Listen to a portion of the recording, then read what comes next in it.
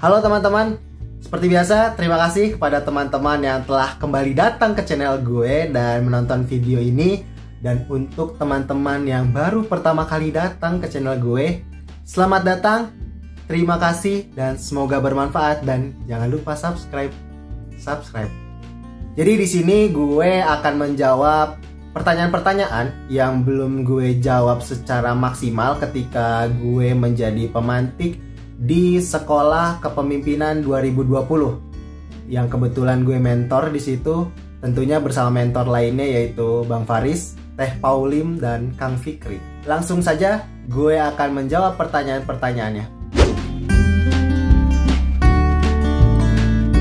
Yang pertama, bersyukur. Syukuri apa yang terjadi hari ini. Syukuri apa yang dirasakan hari ini. Ketika selama berorganisasi merasa tidak puas dengan capaiannya, bersyukur saja terlebih dahulu. Oh, berarti saya masih merasakan ada yang janggal nih dengan hal yang saya lakukan.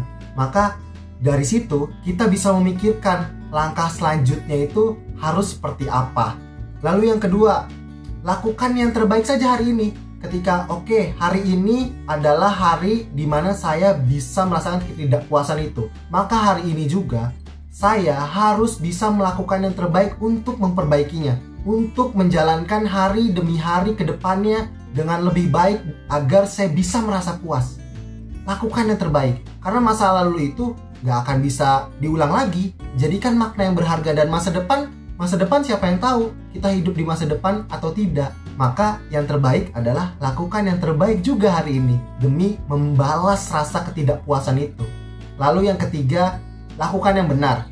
Kalau tadi antara disegani atau disukai, lebih baik pilih yang mana, maka kenapa nggak dua-duanya? Ketika kita bisa melakukan yang benar, maka kita pun bisa sebenarnya mendapatkan keduanya.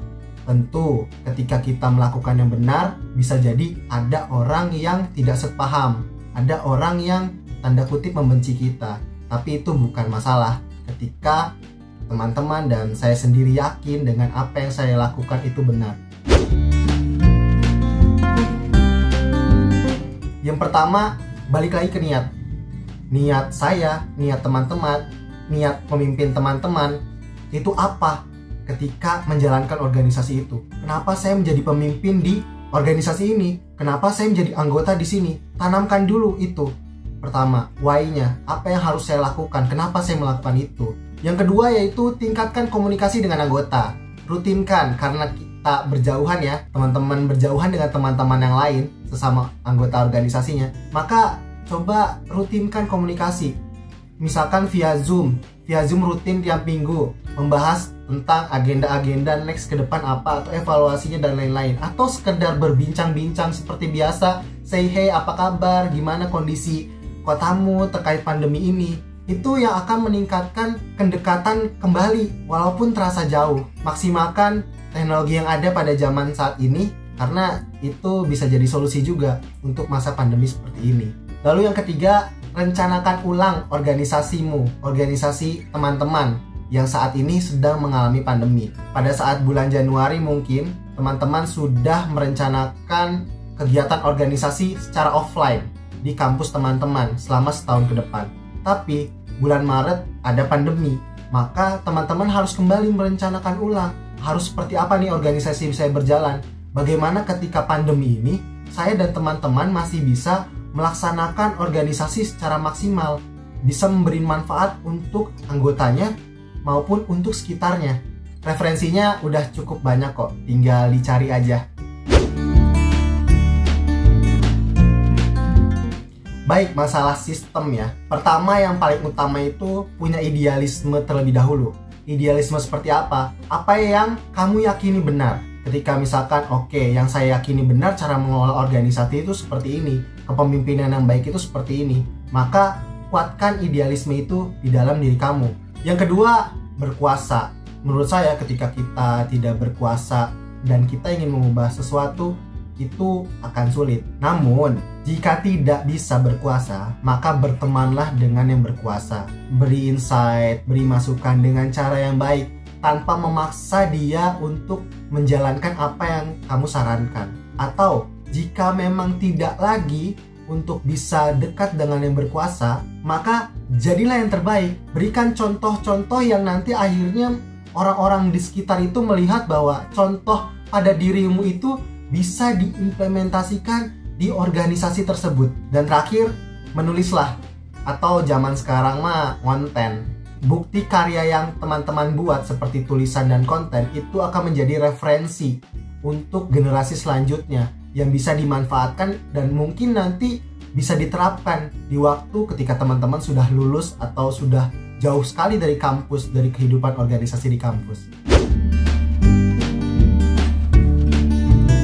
Pertama, tingkatkan komitmen terlebih dahulu kepada diri sendiri. Saya sudah seberapa komit sih sama organisasi yang saya jalani ini. Yang kedua adalah komunikasi secara rutin. Komunikasi itu nantinya bisa meningkatkan kepedulian juga, apalagi jika dilakukan secara rutin. Yang ketiga, berprasangka baiklah pada tim. Ketika misalkan ada suatu program secara jarak jauh ini tapi tidak berjalan, coba berprasangka baik terlebih dahulu. Karena ketika kita berprasangka buruk, maka tak lama dari waktu itu, prasangka buruk itu akan menjadi kenyataan. Karena secara otomatis pikiran kita pun akan mencari fakta dan jawaban untuk mengiyakan apa yang kita prasangkakan. Lalu selanjutnya, beri dia amanah. Ketika orang diberi amanah, maka dia akan bertanggung jawab. Dia akan berkomitmen. Dari situ bisa dinilai apakah dia memang berkomitmen atau tidak. Dan jika memang dia tidak berkomitmen, maka tegaskan apakah mau dipertahankan atau tidak. Untuk jawaban pertanyaan yang pertama, ambil resiko. Misalkan sama-sama negatif positifnya itu sama ya. Kalau berdasarkan angka, teman-teman sudah menimbang dan memikirkannya secara angka memang sama, maka ambil salah satunya saja. Terima resikonya. Ketika misalnya teman-teman ngelihat yang A ini resikonya B, ya sudah jalankan, terima resiko B itu. Begitupun sebaliknya. Untuk pertanyaan yang kedua, tahu kenapa teman-teman ingin menjadi pemimpin. Ketika teman-teman jadi pemimpin untuk bermanfaat bagi banyak orang, maka teman-teman akan mendapatkan balasannya juga. Tapi ketika teman-teman melakukannya untuk diri sendiri, sama akan mendapatkan balasannya juga nanti di dunia maupun akhirat.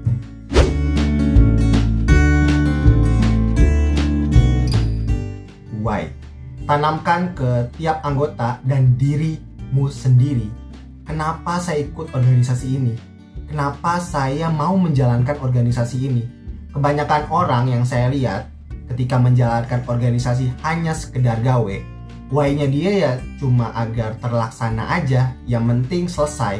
Tapi ketika why-nya itu bisa diperluas dan membawa kebermanfaatan untuk diri sendiri maupun orang lain, ada visi yang dia bawa, visi organisasi dan visi diri dia sama, maka tidak akan terasa bahwa bekerja itu atau berorganisasi itu hanya sekedar gawe yang nantinya akhirnya hanya selesai dan alhamdulillah selesai.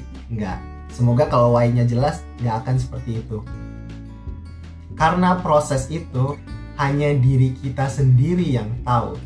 Karena proses itu juga yang membuat kita bisa percaya diri dan bisa menerima diri kita apa adanya. Orang lain apakah tahu proses kita? Bahkan orang tua kita sendiri pun nggak tahu 100% proses yang kita lakukan agar kita bisa menjadi diri kita yang seperti ini hari ini. Maka hargailah proses itu. Ketika teman-teman menghargai proses, maka teman-teman pun menghargai diri sendiri. Itulah menurut saya kenapa proses itu penting. Dan bagi yang saya yakini, kelak ketika saya sudah tidak ada di dunia ini, yang dinilai itu bukan hasilnya, tapi proses yang saya lakukan selama di dunia ini. Pelajari struktur yang ada, pelajari visi misi yang ada, pelajari latar belakang organisasi yang ada, baik organisasi teman-teman sendiri, organisasi yang sejenis sama teman-teman, maupun organisasi yang lain. Kalau saya bisa menganalogikan, teman-teman itu seperti koki. Terima bahan masakan sebanyak-banyaknya, tapi kita yang mengolah makanan seperti apa yang ingin kita hidangkan kepada teman-teman kita. Oke, itu aja yang bisa saya jawab. Semoga teman-teman tidak cepat merasa puas dengan satu referensi jawaban yang saya berikan ini. Tentu masih banyak referensi-referensi lain yang teman-teman patut cari dari pertanyaan besar teman-teman. Dan nantikan lagi kelas atau talk show Sekolah Kepemimpinan 2020, karena insya Allah akan banyak lagi topik-topik menarik yang akan kami bahas tentunya. Semoga bermanfaat dan see you again in the next video.